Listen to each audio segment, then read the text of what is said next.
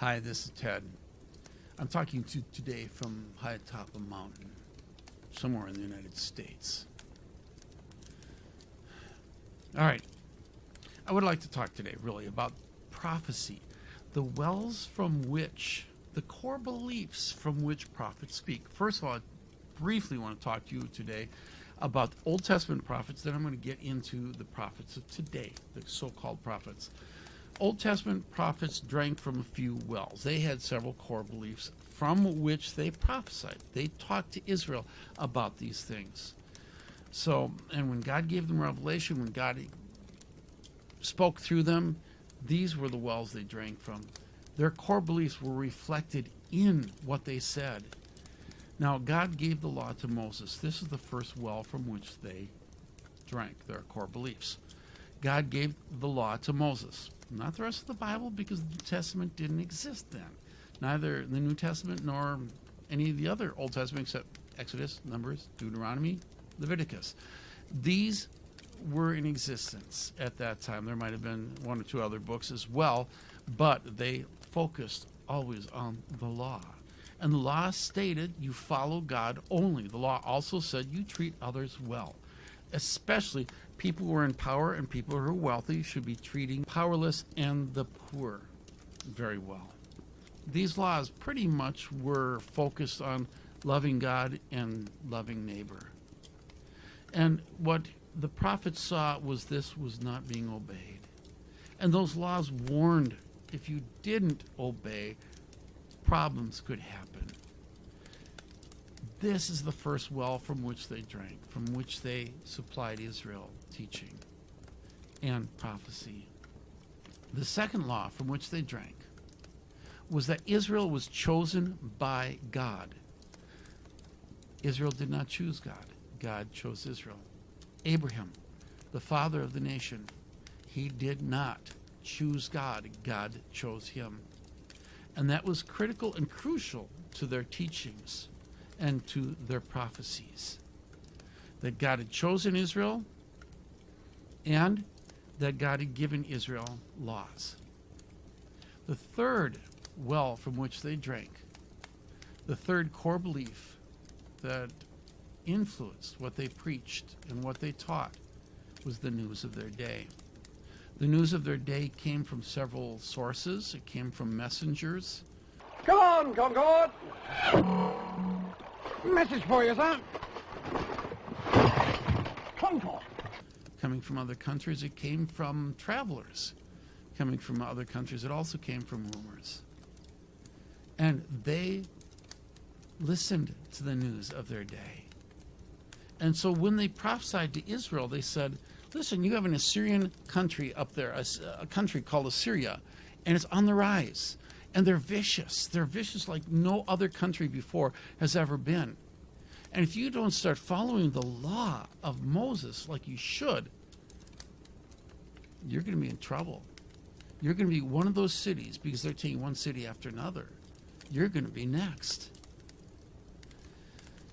And when Babylon rose, the prophets later on warned another part of Israel, the same thing could happen to you if you don't pay attention. So they had three different wells from which they drank, core beliefs that they passed on to the people that influenced their prophecies. And the first was God gave the law to Moses. Secondly, God chose Israel. And thirdly, the news of the day. Today's prophets, the wells from which they drink are, first of all, God is against the liberals. He is conservative. Therefore, in all likelihood in the United States, most Republicans are on God's side, most Democrats are not. The second well is the United States belongs to God the same way Israel belongs to God, or close to it. And because a few forefathers dedicated this country to God, this land belongs to God, no matter what. You'll see this and you will hear about this in their prophecies, that this land belongs to God. I do want to emphasize again, God chose Israel.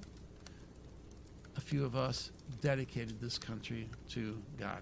There's a little difference. God has blessed, and He is blessing the United States of America. Thirdly, the third well, and this is what they are leaning on now more than ever, a great revival is coming. And I think when we're talking about the Great Awakening, that move of God, that all of us are convinced is coming our way. Much more needs to be said about this revival, but I can tell you right now, the source of this revival really comes from the early 1950s, late 1940s, something called the Manifest Sons of God. Because in this revival, they believe that the power of God is going to be so strong in the followers of the apostles and prophets of today, the ones who call themselves apostles and prophets.